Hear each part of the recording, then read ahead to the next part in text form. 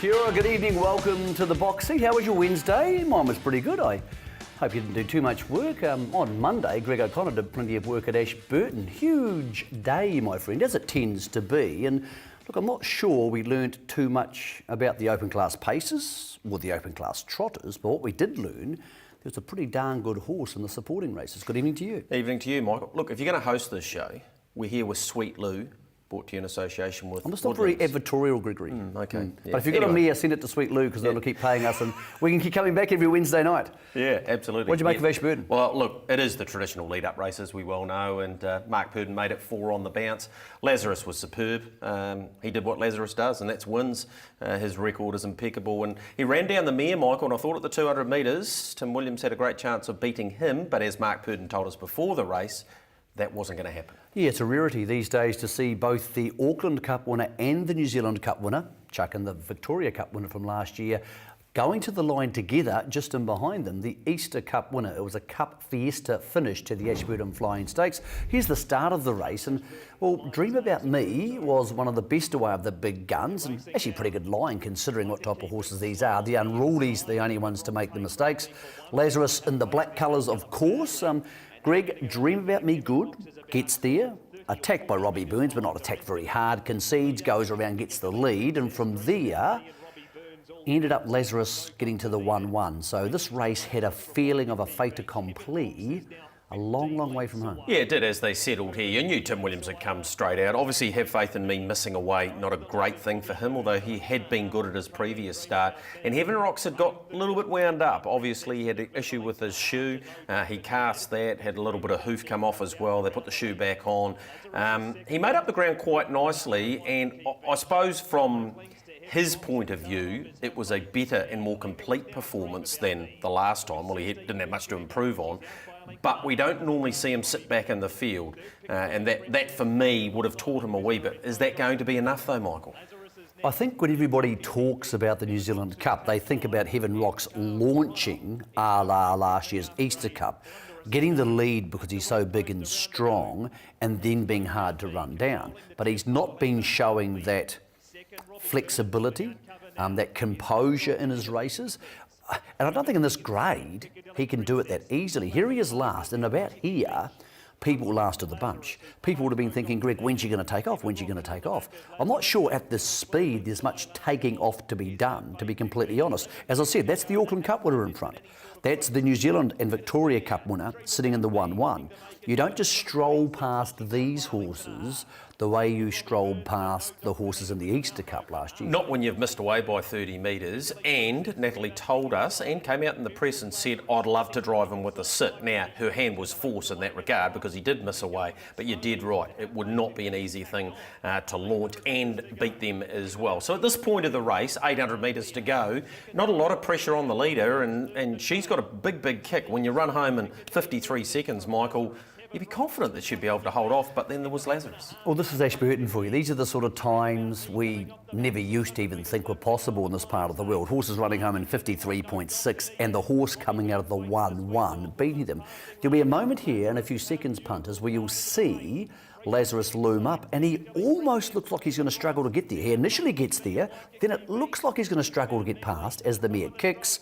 And at the line, he does, as you said, Greg, what Lazarus does. Here's Mark McNamara for the final stages of the Flying Stakes. Down from the 1-1, but he hasn't got to the mare yet. Dream About Me at the 100-metre mark. Half a length on Lazarus. It's still Dream About Me. Ahead on Lazarus. He's coming too fast, and Lazarus won it. Beat Dream About Me and Heaven Rocks third. Piccadilly Princess fourth, and No Doctor Needed. Have Faith in Me. So professional, obviously dominant in the way that he still was able to win with those sectionals against him, Greg. There was that flat spot at the 100 where maybe the mare kicked back inside him. It's hard to tell whether that's an optical illusion, but you got the feeling he was always going to get there. Yeah, I think so. And you also have to factor in that she had that race at Methven as well to tighten her up. He's only had that one run. He's a run behind where he was last year, and we'll talk about why he's going to Kaikoura and hear from Mark as well as to where he's at in his campaign. But here was the start. The beautiful thing for Dream About Me was how quickly she stepped away. We've already talked ad nauseum about the fact that the way the cup field's shaping up, all horses are going to be off the front, bar the couple of unruly horses who both missed away in this race. So therefore, if you backed her for a place, and I see she's into about $1.85 now with our bookmakers, she's going to end up in a good spot, you would think, provided she does exactly what she's done at the last couple. Couple of concerns out of the race. Obviously, Heaven Rock's manners are a concern. The Ashburton, there aren't that many people there. You're an awfully long way from the public. There's not a lot of hyperbole. So if you're going to be missing away there, and I do realise what happened before the race was not ideal for him, but that does concern you Cup Day. There's an awful lot of noise Cup Day. He's a horse who doesn't like things that are out of his comfort zone. And have faith in me. I trust him less now than I trust Heaven Rocks, which is saying something. So let's get the thoughts of Mark Purdon for a start and some of the beaten drivers in behind him and see what they made of what for some of them should have been a big lead-up trial. For others will leave them scratching their heads. He began a little bit slower than normal and just ended up back a bit, but there was plenty of early speed. And when I popped out with about a mile to run, David Butcher on No Doctor Needed came out in front of me, and I got a nice run from there on. And I was lucky, sort of David was right on that mare's sort of girth turning in, because I wouldn't like to have given them much more start. Yeah. Was there any sort of temptation through the run to pop out of your spot and go outside the leader? No, not really. It's nice to get away with a run like that every now and then, and look after your horse. Okay, when you pulled him out, he looked as though he just got in a wee bit. Is that something you'd be looking to rectify? That's typical of him. I left the pole off him today. He's a little bit more uncomfortable at the start with the pole on, so I left it off him today. But he was probably better than what he has been. Okay, with the New Zealand Cup in mind, between now and then, will we expect to see him publicly? Yes, we'll head to Kaikoura next week, and that'll top him off for the Cup. So that's why he's going there. He is one run shy of where he was last year, and I think the trip up there as well will only bring him on further, and Mark wants to have him at Fever Pitch Cup Day, and why wouldn't he? Great for Kaikoura. It's obviously an iconic day. It's a massive day, but when you add that to it, it's harness racing's version of Winks turning up, because people go to themselves, well, am I going to go? Am I not going to go? And a horse like Lazarus can be a tipping point to, yeah, I'll drive up to see him. It'll be like that on Cup Day as well. Normally we look at the Cup field and we like to see several chances, but Winks is a great example this week in Melbourne. People will go to see a champion, and whilst it might not be a betting proposition, she'll be $1.10. He's $1.70 now in the Trotting Cup, and probably start about that price at Kaikoura. It's a bit of a catch-22, isn't it? You're damned if you do and you're damned if you don't. You want them there to bring the people, but the field and spectacle might not be the same. And I think it'd be a far lesser problem if you had the Orange Agent, Classy Brigade, when you do have Heaven Rocks and Dream About Me there all together. If Tiger Tara, we'll talk about him later, turns up for the Cup, put them all in the mix, and Lazarus is not this thing which is so scary and totally dominates. This week, most of those aren't going to Kaikoura. You're left with Titan Banner. Reverse that. Take Lazarus out of the Kaikoura Cup, and Titan Banner goes around even money and probably just wins. So what's your attitude towards it? Because it's not always just about the punt. Well, there's two things here. First of all, any of the horses I just mentioned turn up, Lazarus probably still wins. You get the same result. You get a more competitive race with the Orange Agent, probably, yes, but over a long period of time, it's taken Lenny the Shark and Smolder to beat him. Now, they're not available for this race and aren't going to be available until the Interdominions. It's very easy to get carried away with the small field thing. I'd rather see 12 in the Cup, and I think it'll be 12, who are genuine horses than, as I said a couple of weeks ago, 15 with 3 who just got no chance, who are there just to go around. That's when you have problems in a race. The small fields concern me overall because I would like to see more competitive racing. I'm not sure there's much we can do, like a Classy Brigade situation. Nigel wants to be there. Ears burning, they want to be there. But if your horse isn't right, your horse isn't right. Plenty of horses I thought at Ashburton didn't lose anything, apart from manners-wise, in their defeats. Let's hear from the beaten drivers and analyse what we saw behind the champ. Well, Tim, 53 and change for the last half leading up. You don't often get rolled. No, that's right. Obviously, great sectionals, but beaten by a champion right the last little bit. Moving forward, do you think she'll come on from today's run? Yeah, for sure. Obviously, I think each run she's taken the next step, and it was clear today, off the back of Meth, she stripped a bit fitter, and she was able to do a little bit of work at both ends today. So, really pleased with the steps she's taken. Okay, building towards the New Zealand Cup, are you pleased with the bike you'll be sitting in? Yeah, for sure. It's I wouldn't be swapping it for too many other than I think there's a few people in the same boat. If you could swap, there'd only be one you'd want to swap for. Nat, what happened before the start? Oh no, he just had pulled a shoe like in the warm-up. He was tried to run out the gate, and he sort of hasn't got much foot there, and I didn't want him to run without it. So yeah. From start to finish, were you pleased with the way that things unfolded? Oh, definitely. He was just a bit slow early. He was getting a bit agitated with the, just with the delay and having to wait. So I just didn't want to rush him off the stand. And then the others all stepped pretty quick and fast. And when Have Faith in Me galloped, he just sort of was a bit slow with him. So I was wrapped. He made up a heap of ground and to run that quick half, and he wasn't too far away. Where do we expect to see him next, Nat? Just not sure now. He'll need one more run, but it won't be Kaikoura. I don't want to end up with the Seals. So, he'll probably go either the Addington or the Cup Day trials. Johnny, what did you make of the run? Yeah, pretty good first up, Matt. She began good, which was probably the hardest part, and had a pretty good run after that. So, she'll take a lot out of the race, and hopefully, I think she's going to Kaikoura next. So she brings her manners again. She'll be a great chance there. Nathan, small gallop at the start. Yeah, he's just back to his old tricks a little bit there, Matty. Just started that bunny hopping business, but no, his run after was absolutely great. Yeah, he's going to have to come out of that. Okay, Michelle, what did you make of his efforts today? Fresh up. That's probably running a 53 last half. It's probably all we can really expect, chasing them ones that are race hard fit. So, he got to the line, and we'll carry on, see how he pulls up, and probably go to Kaikoura. Remarkably, the first 5 home there, Gregory, all harness jewels winners in the past. So obviously a very, very deep field. How many of them end up in the Cup? I think Waikiki Beach clearly is already out. Piccoli Princess, maybe. She was good because that was first up since the Jewels, and she hadn't had an extensive trial period. Look, and I thought No Dr. Nita was very good because obviously he couldn't win once he went over to Sit Park, but Butch gave him a hard enough run. He'll be a factor at Kaikoura. He's not unplaceable as a place chance over Cup Week in some capacity, particularly with the chance that some of the bigger names from the All-Stars may miss the New Zealand Free. And you've got to love that Steve Telfer's prepared to take them on. Obviously, Better Be Amazed is going to Kaikoura as well, so I think it's a great thing. He's in a good place as a trainer. His team's racing really well. So let's talk about Heaven Rocks, because it's second favourite for the Cup. There he is, the big fella. First time he's had spreaders on race day, and he had no issues running in the straight lines. He tries to duck out the gate, he loses a shoe. It's one of those campaigns, nobody doubts the motor. The trainers, the driver, everybody who watches this show, everybody who watches harness racing knows. But he just seems to find trouble. There's a black cloud that seems to hover over his head, whereas Lazarus just seems to duck away from that cloud all the time and the sun shines on his back. Yeah, Michael, he's a funny horse because you watch him round the barn and after the race and she's washing him and he's as quiet as. But he's just obviously got that little percentage in his mind where if he loses it completely. Doesn't build or boost my confidence for Cup Time. I know how good he is, but there's so many distractions on Cup Day. It's such a tricky day that our Achilles heel is going to be really exposed, I think. He might still win the Cup. Do I want to back him to win the Cup at the moment? Absolutely not. Lazarus, $1.70. Probably too short. I can't see it getting any shorter, Greg. You then start looking at this race and this Cup market and saying, well, what does it all mean to me now? Like, can I back anything in this race? Probably not at the moment. Is there anything else to emerge? Well, Titan Banner we know pretty well.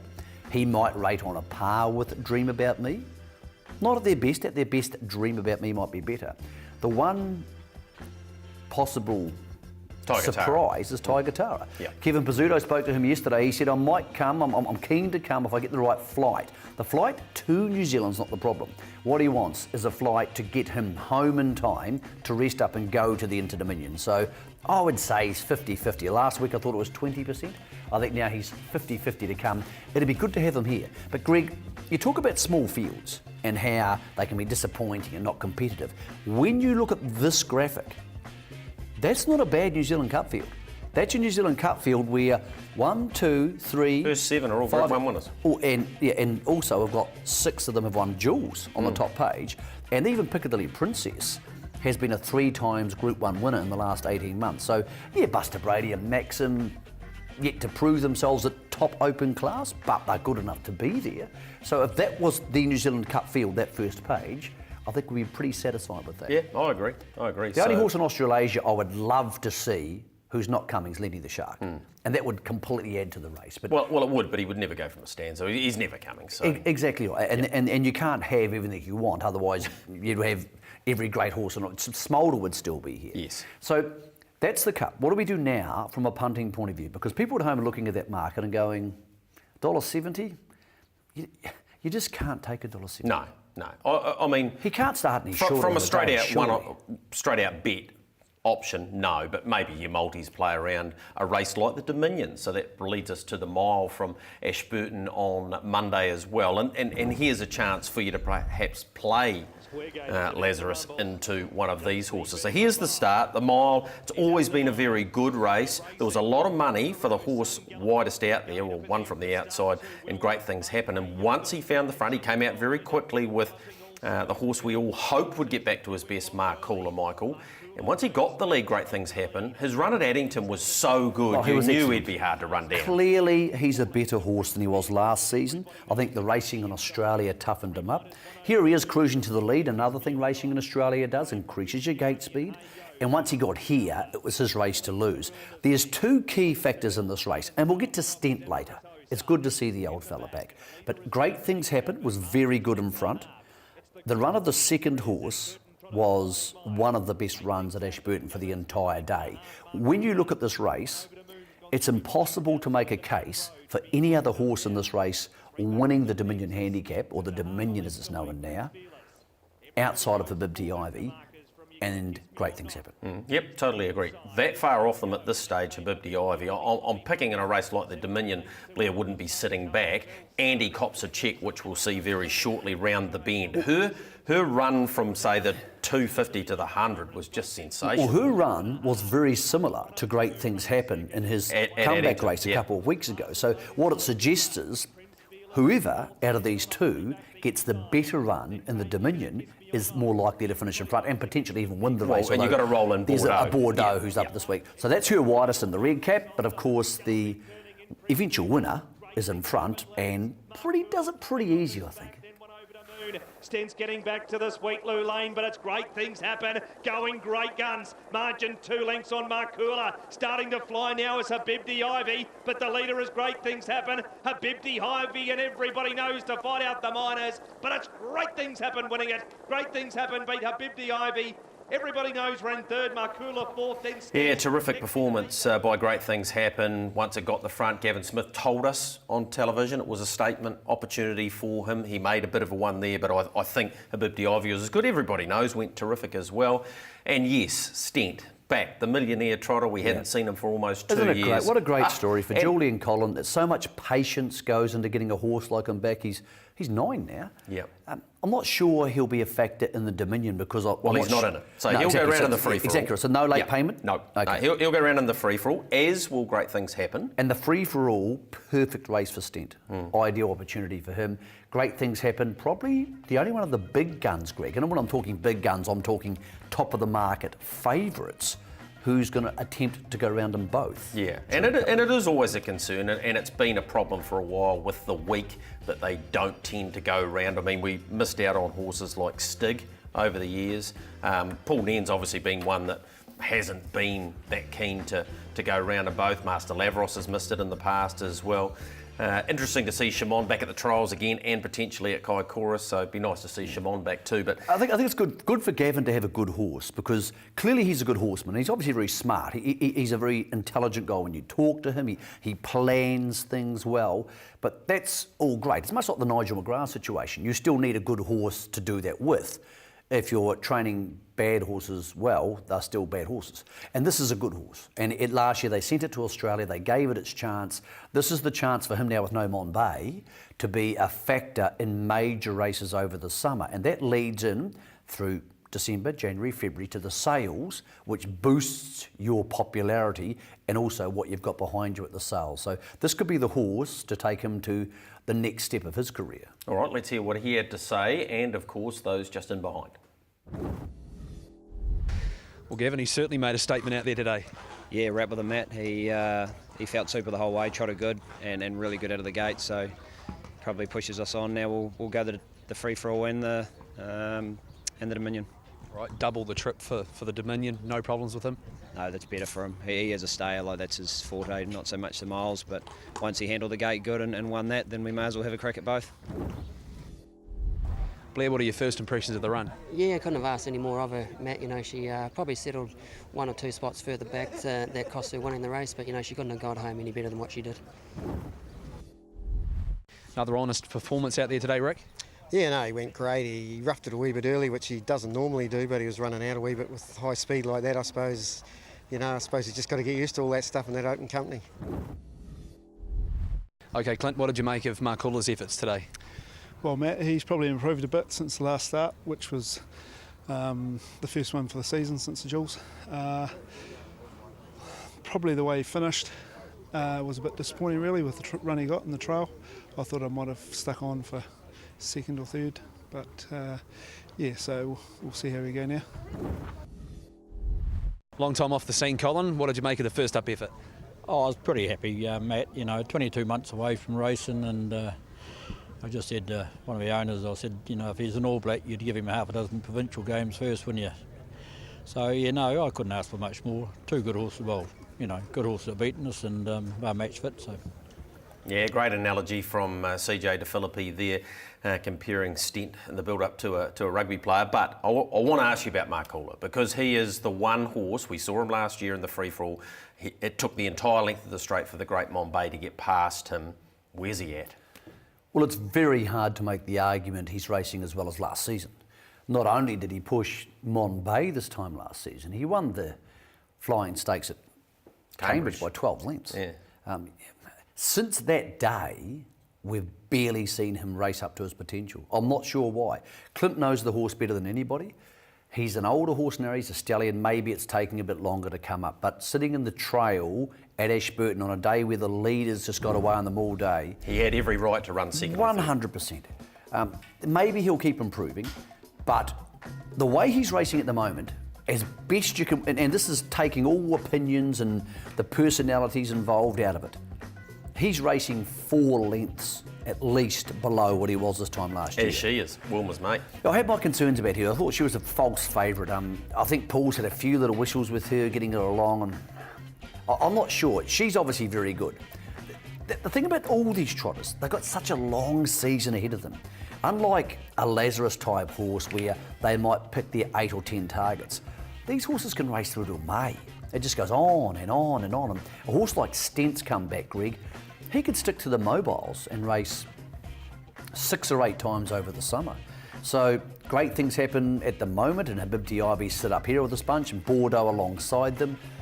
The rest of them, Dark Horse was good in a very weak field, but still massive off a big handicap on Sunday at Forbury. The rest of that bunch there, Greg, I can't make any case for anything outside that top 4 winning the Dominion at what you would call good odds. Destiny Jones was 200s, that was great. 15s, that's probably realistic. Wilma's mate, I think's a better sprinter than a stayer. Shimon's been away from it too long for me. And the foot tapper, while he's improving, I'm not sure that improvement curve is steep enough to win this. So I'm not saying it's a race in 4, but it's hard to make a case for the others, Greg. And Dark Horse is the interesting one. Whether that racing style down south is enough to fit her for the big guns and settling back off of Bordeaux, who last year could trot 4 minutes, that's the question. We'll know more about Bordeaux after Kaikoura. Where he won last year, on Monday, of course. Yeah. He's the interesting horse here because he's the horse who's going to make them trot 4 minutes for 2 miles, and for most horses on that page, that's going to be about 3-4 seconds too fast. Yep, I totally concur there. We're about to take a break here on Your Box Seat. When we return, Michael mentioned it earlier, we have a new all-comers record for the 2,400 metres set by a smart 3-year-old. We'll talk to that horse's trainer, the Dorchester's trainer, Mitchell Kerr.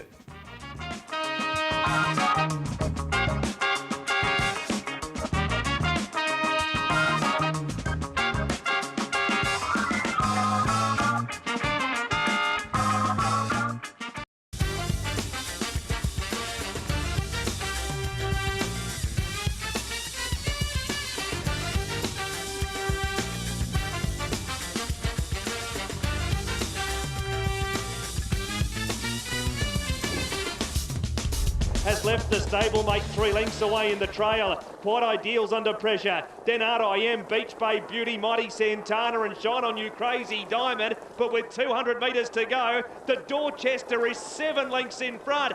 Mighty Santana, Shine On You Crazy Diamond. We're playing minors only here. This is one very, very good win. The Dorchester, serious pacer. The Dorchester won it. Second is a photo between Mighty Santana or Shine On You Crazy. We probably didn't see many things that surprised us at Ashburton on Monday from the big guns, but Greg O'Connor, that surprised me, not because I didn't think the Dorchester was that good, but I didn't think he was that fast. 252.5, all-comers record for 2,400 metres mobile, and panelled them. Yeah, did. Bolted in. Beat Mighty Santana, I think's a fair horse. Beach Bay Beauty went into that race unbeaten. And of course the run of Mitchell Kerr, only into his second full season on his own, formerly trained with his father. So we've taken the time out of his day at the Rangiora Trials, has become a bit of a regular thing on the box seat. Mitchell joins us. First of all, congratulations on that performance. That must have been marvellous to watch it from the stands. Yeah, thanks very much, guys. Yeah, definitely was a big buzz, and yeah, still getting over it now. Could you believe when the judges' call came through the time that he ran? I know going into that race you were keen to make a bit of a statement with the Sire Stakes campaign likely ahead of him. The time must have still blown you away though.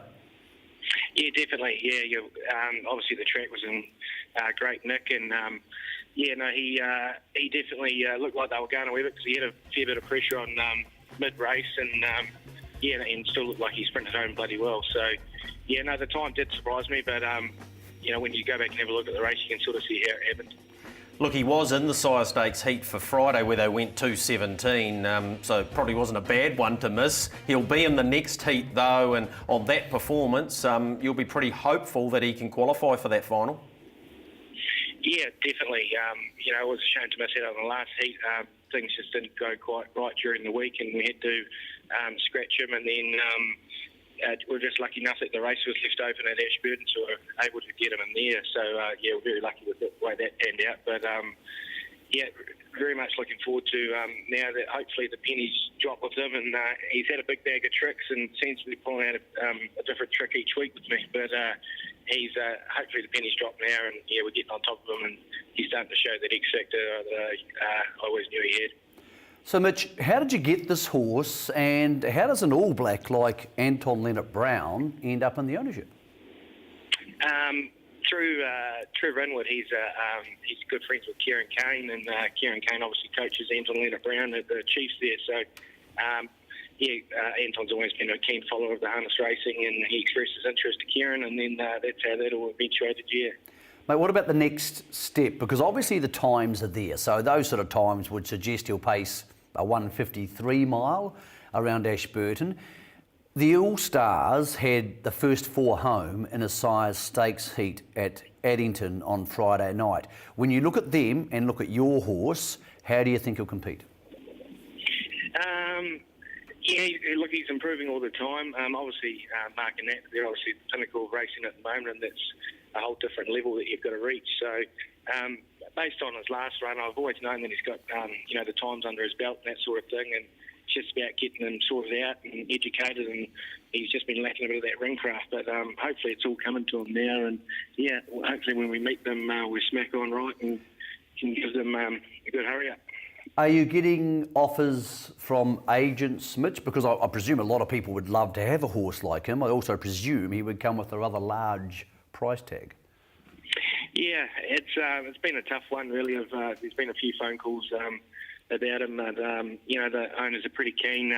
There's a group of them, and they've all sort of just got a nice 10% each. So, and the money's probably not going to change their lives. So they're really happy with the way that things are going, and they're just happy to have a pretty serious horse. And yeah, they're just jumping on the bandwagon and riding that crest of the wave.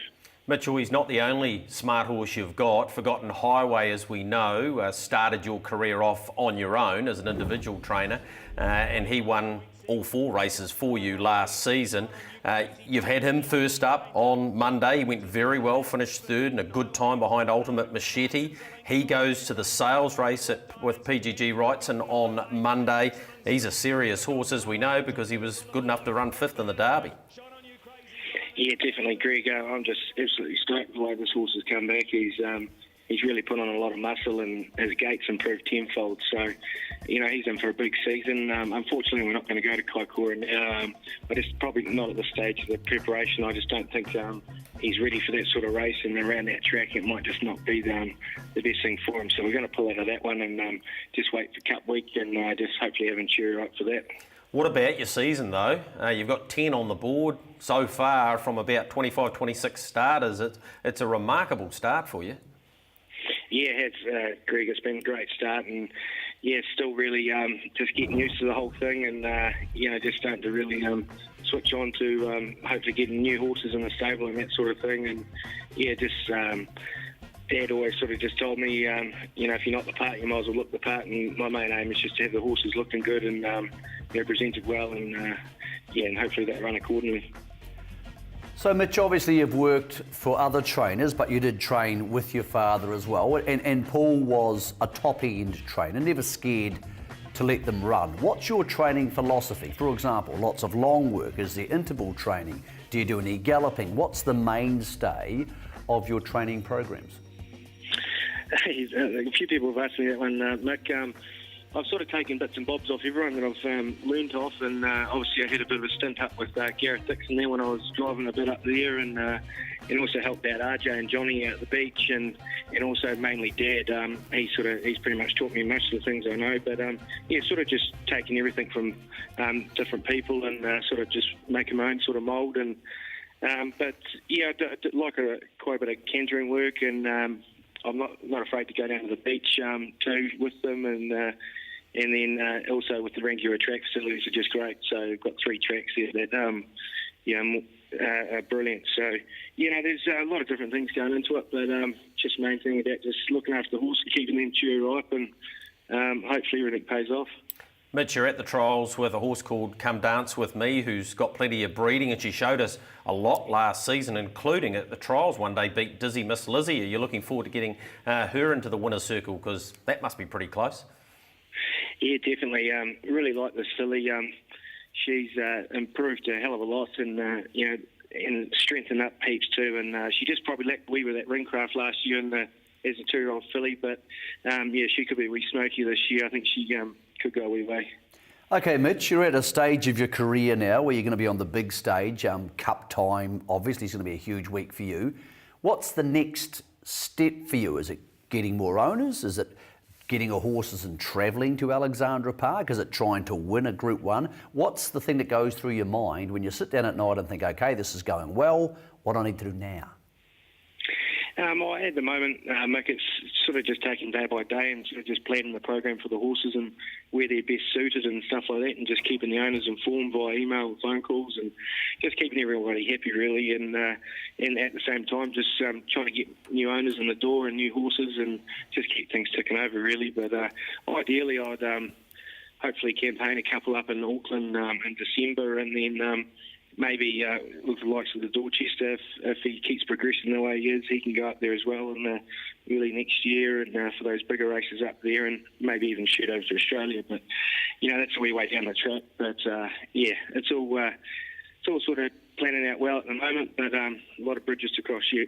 Hey Mitch, congratulations on the way things are going. All the very best in the build-up with the Dorchester to that final Sire Stakes heat, which should be a cracking contest, and we really appreciate you coming on the show. Hey, thanks, guys. Much appreciated. There he is, Mitchell Kerr.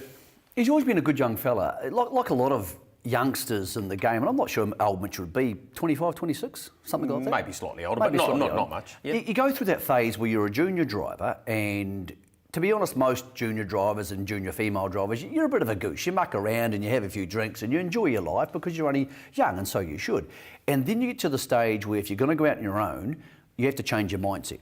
You can't be getting out until 3 or 4 o'clock in the morning all the time, because you need to be up working at 6 o'clock, and you need to be an adult, and you need to pay bills on time, and all the things which you don't do when you're 20. And clearly Mitch, you can hear his voice there and the way he presents his horses, he's taken that next step, and that's the most crucial thing, because there's heaps of people in this industry with talent, no doubts. But maturing from being a junior driver to being a self-made business is a different thing altogether. And I haven't spoken to Mitch for probably, I mean, if I've seen him, at a pub or something, I've seen him at a racetrack and said, g'day. That's the first time I've had a decent conversation with him. And his voice has changed, his attitude's changed. He sounds like a young man now who's going somewhere. His father could train. Well, I mean, Paul's Amy always been Christian, Chloe Hanover. He could make them run. Yeah. And that's a great ability to have. And, Mitch is now, but most importantly, Greg, as I said, plenty of people can make them run. That attitude, and you see it in Gavin Smith too. They now act like people who, if someone said to you, in 10 years' time or in 2 years' time, this person's going to train a New Zealand Cup winner, you go, okay. And that's the important part, is the way people start taking their training as a job rather than something they're just doing. And you can see that in Mitch there. And the results are showing that. The horses look well. Really smart decision this week. I'm not going to Kaikoura with Forgotten Highway. As a young trainer, $50,000 if I want to go, temptate, I'm going to win this. The horse we're spread, as I said to you before the show, I said, I'm not sure he'll get round Kaikoura. Yeah. Mitch has said, I'll look after him. That's good training. Yeah, it certainly is. All right, we move on from Mitchell Kerr and go back to Ashburton from Monday. There was some really good undercard racing. Anthem, he'll go to the Sire Stakes as well. He was in front here. I thought they were going 3 minutes speed. They went 2:58 and he ran home in terrific time. 54.4. What I'm finding with these tracks, Michael, when they get their first go on it, they seem to be even faster than later in the day, which is quite remarkable. And we're going to see this now, Kaikoura, and more so Cup Week in Christchurch. It's so hard to come from back in the Fun field. at the beach, horse wide out, missed the Sire Stakes heat. He'll go to the last heat as well. I tell you what, it's going to be hard to get into that Addington heat. Here is Ultimate Machete, of course, last season's 3-year-old of the year. I was worried about him from the stand. He stepped off like a toff as soon as he did that, race over. Yeah, I thought he'd be all right from the stand because he's a big lumbering type of horse. He missed away at the trials badly. Those sort of lumbering horses I find are quite good from the stand. He's a wonderful horse. They were looking to go to Perth, but I thought that was a silly idea and they've canned it. I'm not sure Gloucester Park's his go. Menangle's his go. Great effort from Older Orlando too. He led them up and tried to hold him off, and of course he was placed in the Sire Stakes final. This was a good drive. This was a good drive. Yeah, here's Delishka. Drew won the back row. Ducks back down to the inside for Matthew Williamson. Spoke to Dexter after the race. He said she was travelling that well, Bonnie Joan, at the top of the straight. He was having to hold her back to the field. But her last start was a 4th at this venue in the Harness Jewels, and it just told in the latter stages. Yep, and he drove her out, Dex, as much as he was going to. 52.6, so that's not far outside of Dormie's all-comers. And what do those videos show you, punters? What all the videos we've shown you today show you. To come from back and wide in these races, and it's going to be worse at Kaikoura, and it's going to be similar at Addington over Cup Week, Greg. The one thing you should take out of this show: don't be backing horses coming wide. We saw Habibti Ivy impressive doing it. Ultimate Machete overcame a handicap, but a small field in Sat Park to do it. Lazarus came from the 1-1. You need to be that good to come back and wide to win. Look at Caulfield the other day. On the speed. Hastings, Waterset gets up the inside. When the good horses race on good tracks, you just can't come back and wide. If you take one thing from punting into the next month, the month of November, it is be on horses on the speed. Doesn't mean they have to start on the speed, but horses who are good enough to move mid-race, because otherwise you will just lose money. Certainly. We talk about trainers in form. Brad Mowbray's team, he won with the Tin Soldier, Asia Patron, and that horse there, Delishka, at 3 different venues. And that one was bred by the late Ernie Knight, who I'm sure would have taken a lot of pleasure in that, particularly at that time. The family certainly did. They were there and they had a great time celebrating that one. Well, and Brad's another one of those young guys. As I said, we're all geese and do silly things when we're 20. But he's got older and he's matured, and he said, okay, and his horses are presented to look like horses who can win races. You were a 20-year-old for a long time, weren't you? Until about last year, to be completely honest. But you do see, and you also see some people who don't take that next step, and they invariably struggle when it comes to the dotting of I's and crossing of T's of a training career. All right, Michael, we're going to take a break. When we come back, we keep talking about the Sire Stakes with NRM. This could be the series of the last 30 years. Looking forward to reviewing the latest of those heats.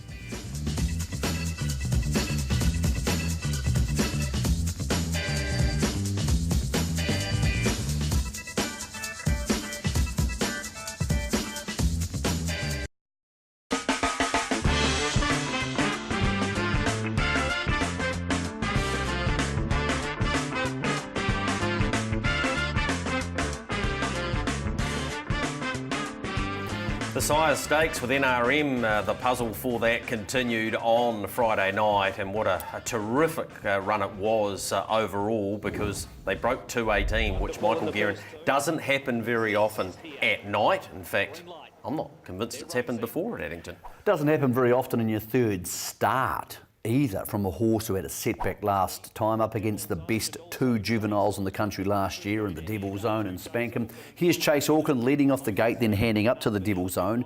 That, I would have thought, Greg, would be good enough for the Devil's Own to get home, and he raced a lot more tractably. But here, 200 out, Chase Auckland looks beaten and comes again, Greg, like a very, very good horse. Yeah, you're right. Spankham, I thought, nothing short of outstanding.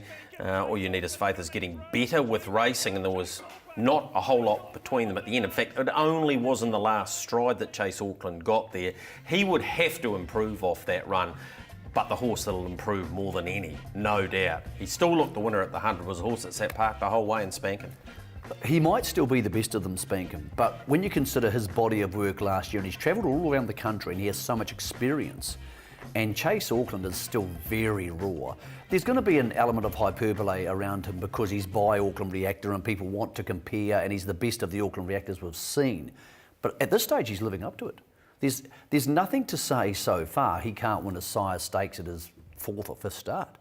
So he might be a really good horse. We know Spankham's a good horse, and we know the Devil's Own's a good horse. So maybe the Devil's Own hasn't leaped forward like I thought he might as a 3-year-old. He looked the winner there, didn't he? It's very early doors, though. It's going to be a very interesting crop because there's some good horses there. We've spoken about the Dorchester. And then in the North Island this week, we have, which is a rarity, a strong heat in the North Island too. Rico Lover is an emerging horse. We know King of Swingers already a Group 1 winner and won his heat at Cambridge, meaning he has to draw poorly in the heat at Alexandra Park.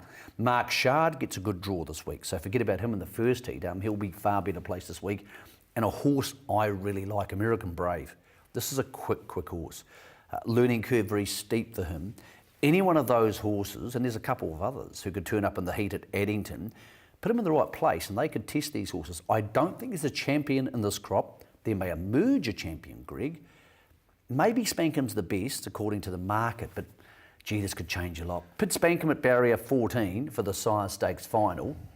He goes around $6. Yeah, exactly. The All-Stars have two in that heat at Auckland as well. Major Shard, who showed plenty at 2, and a newcomer. Got to check its name because they're always something about me. This is Think About Me. Won a workout as well at Alexandra Park. Well, he would have wanted to win a workout pretty impressively to win this. This is a very strong heat. So it's actually good. It's an exciting Sire Stakes. It could well be the feature or the highlight of the entire Cup week. Okay, so the market at this stage sits 3 horses at $3.50. Well, so I'm not going to insult you by saying have a bet into this. or the people at home. No, that's ridiculous. I agree. What do you want me to say? No, I don't want you to say anything. Okay, we'll stop talking about it. Okay, we'll move on to Tuapeka, I reckon. The Cup down there, it's I didn't always a see good this. day. I was in Melbourne. Yeah, well, this is a pretty cool result for family Otley. Stepping away really nicely is Rocky Warrior. So Sam Otley's mother trains us. Denise, yep. Good on her. She actually was the first lady driver to win a race at this venue, Forbury Park, Denise Otley. How do you know that? Because coming up on Off the Track, Samantha Otley will be one of our subjects, so there you go. Anyway, finds the front here and is way too good. That's Johnny Dunn coming down the outside with Bite the Bullet, who's no slouch, but this was a brilliant front-running drive, and let's get Jason Tees to bring him home. But Rocky Warrior all the way. Rocky Warrior and Sam Otley wins the Tuapeka Cup. Second over, Bite the Bullet. Young Conqueror third. He went 3:24 from a stand, and as you can see, there was a little bit of precipitation about there, Michael. What He's a happened to lovely Eamon big horse. Maguire? There's Denise. Oh, hello, Denise. What happened to Eamon Maguire? Yeah, look, he just got too far off them. And when that horse was running along like he was, 57.27, he got home in. You couldn't make up ground, but raced by people called the Schmacks. See, I thought Denise, delighted there. I thought Denise would have very blonde hair because Sam has very blonde hair, but she doesn't. No, good point. I'm surprised by Maybe it throws to the sire side, I'm not really sure. Good looking anyway, horse though. Very good horse, a very big, strong horse, and at times he's looked a little bit dour, but she drove him to his strengths there on Sunday, and he was way too good. It's been a good race over the years at Tuapeka Cup. and it was once again. Hey, at the trials today, Michael better be amazed, who's obviously going to Kaikoura, but also great to see Lockerburn back there. Of course, he went around the junior free-for-all last year and finished pretty brave second and behind quite a smart mare. Yeah, we could do with some more horses like them back in that open grade, and as the Tiger Tara coming across. Classy Brigade, who Nigel says he's hoping to get him back by December. So it's not all, you know, disastrous. Like there's going to be chances for once the Orange Agent comes back for those races at Auckland to be very, very competitive. Where at the moment, the racing's fun, but I'm not sure how competitive it's going to be over Cup time.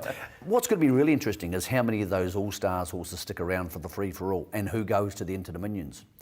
Do you think Dream About Me will go to the Inter-Dominions? I do, and the way she's going, she appears to be going on the upward rise here. Speaking with Mark on Monday, he said in the interview that she still hasn't lost the weight that he wants her to lose. And when you consider she's gone through the extra race, if you like, wasn't going to Methven, ended up going there.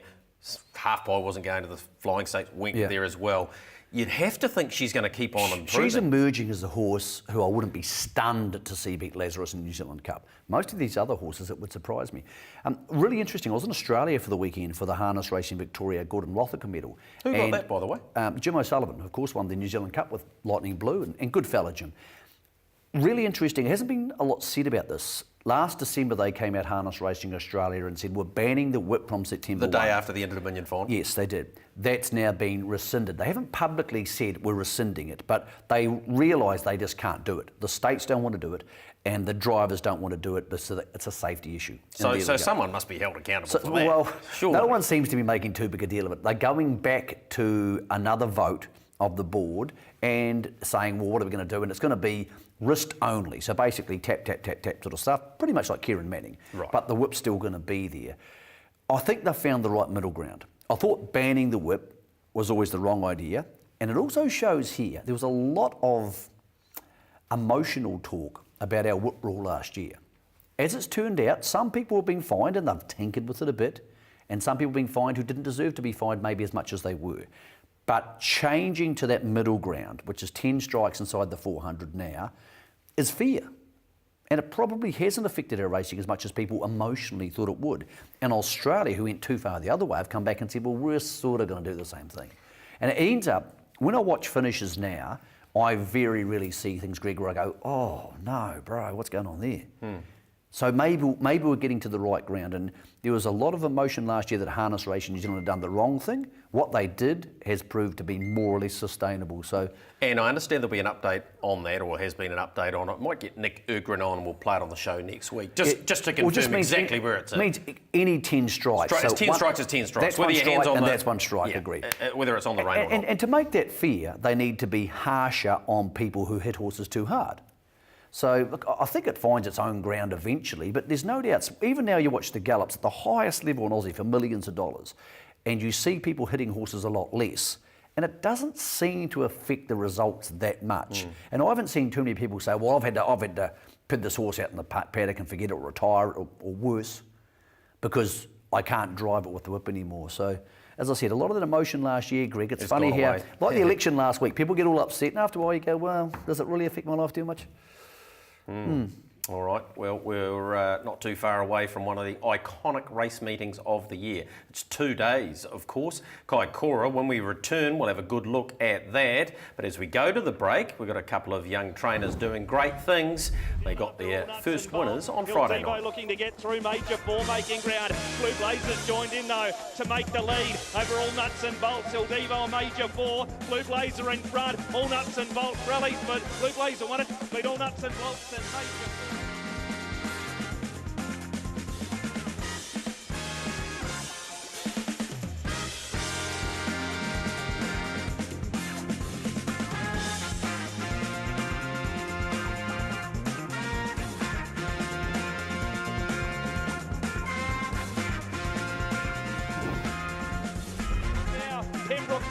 Down the middle, Bella Brockman leads, editorial, Pembroke's Passion, Pine Cone, Devilicious, 5 across the track, Devilicious is the one, Devilicious, oh you picky devil, Devilicious won it, beat Pembroke's Passion and Pine Cone, 4th is a photo, between days of protection.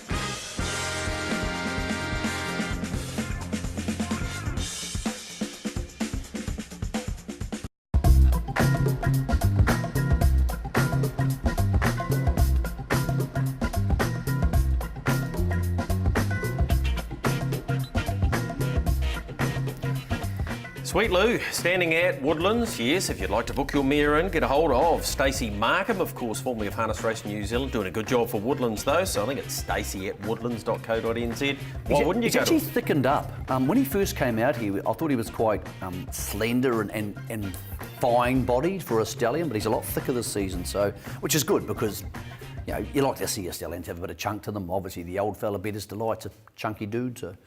Yeah, plenty ahead for us. Great to have them still supporting the box seat too.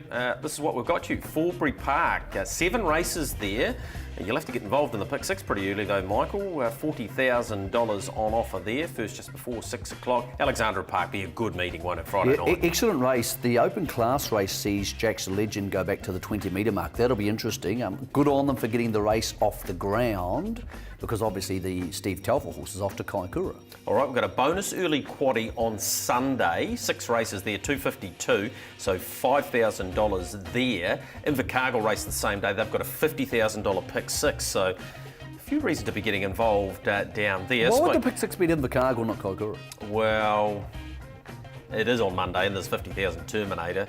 I don't know, they'll probably split it. You tipped the terminating pick 6 at Ashburn? I got a little bit well lucky done there. to you. Yep, that was quite good, but gee, they'll have a great day there on Monday. Weather looks superb as well, so looking forward to that. And of course, they've had a few problems earthquake-wise, and much like Christchurch, I'm picking people will flock there and support them, which will be fantastic. Especially with Lazarus. That helps. That certainly does. Best bets, Michael? What about last week? I tipped a winner. I only paid $1.30 and I thought I'd beat you, and then Dom Domingo for your buddy comes out and wins. So you're actually leading 2-1, which is ridiculous because we've had 3 weeks of this and I haven't tipped the loser yet and you're still leading 2-1. Well, your record on the box I'm not going to seat. argue with you. I'm not going to argue Well, with you changed the rules. It was you who changed the rules. Here we go this week. I'm going to win this week. This will just win. It's handicapped He was to win. very good first It will up. just win. Yeah, he's a good horse. I think Shenandoah will win. And you're going for Winks at Moody Valley? Yeah, for a place. You're gutsy. Just to run a place. Gutsy. So if Shenandoah doesn't make the fields for Kaikoura, your place bet's Winks. Yeah. At $1.03. Can't help bad luck, can you? Yeah. It's about your level. What about Twitter? I think social media's at it. There's a lot of bad social media. A lot of it's rubbish. People getting on Facebook and yelling at each other and complaining about the election and bad drives and all that sort of stuff. And that's for children. But there's actually an attitude now on Twitter where some of our trainers are embracing the public and saying, we'll give you that information. Mark Jones has been one of them, which has been great, and saying, look, I think this is going to happen. Young Jack Harrington with the good teeth, getting on there and saying, these are what my horses are going to do. I think it's excellent because daily newspapers outside the Herald are struggling for space, hugely so. So when trainers can get out there and drivers and embrace the public and say, hey, look, if you want to punt, have a crack at this, can't do any harm, Gregory. The most important thing is this. The stewards... There's a giant hand. Hey, hand. Get a hashtag giant hand. Hashtag giant hand. Yeah. What big hand you have. The most important thing is, I don't want to see what's happened overseas in a couple of jurisdictions in Australia where the stewards have taken people to task, things. Unless you say someone's incompetent or make racist or sexist comments on Twitter, which therefore you should be accountable for. If you suggest a horse is going to do something and it doesn't do it, the stewards have to give you some Andy flexibility. Gatt's been very good, hasn't he, over there? He has, but you can't. The stewards can't use it against people unless it's in a stupid example like that, Greg. Otherwise, people will pull away from doing it. So if a trainer or a driver wants to get on there and give their best opinion, that's great. It can only be good for the industry. We got some viewer feedback as well, and this is always good because that means at least one other person's watching it. Here he goes, Charlie Everson. He likes to have a punt, which is cool. He finds Addington and Cambridge punters nightmares simply because of the number of horses in the races that basically, mathematically, can't get into it. Michael, what's your attitude to that? First of all, Charlie, I think you raise a very good point that it's hard to get into races these days when without horses a push-out run home rule. at 55, or even the push-out rule wouldn't matter. If you're back in the field and they're running home in 55 seconds, matter, yeah. You still can't win. So that's the key factor, is when you bet these days, change your betting. I looked at Caulfield the other day, watched the first 2 races and thought everything off the speed's got no chance. It wrote Bonneval off. She had no hope. No chance. I do the same at Addington or Alexandra Park or Cambridge. The size of the track largely doesn't matter. When they are screaming home, look at Methven a couple of weeks ago. When they are screaming home on the inside, you can't come wide.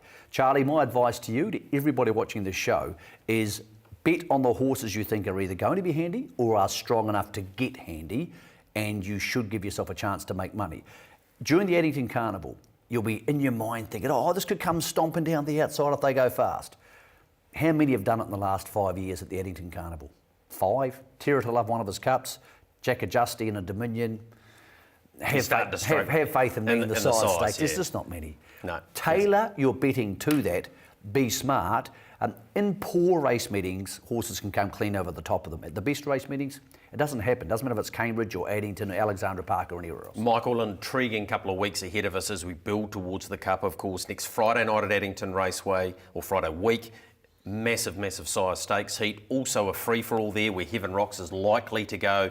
And Dream About Me. There's plenty of water to go under the bridge here in terms of the build-up towards the Carnival. Whilst the Cup's the number one race, some of the undercard stuff's going to be superb. It is, and unless Lazarus gets beaten at Kaikoura, Greg, he's $1.70 to win the Cup now. What happens if he wins at Kaikoura? Unless he gets beaten, he can't get much shorter. Where do you think he'll start? I know you had some fun with this last year. He can't start $1.70, surely.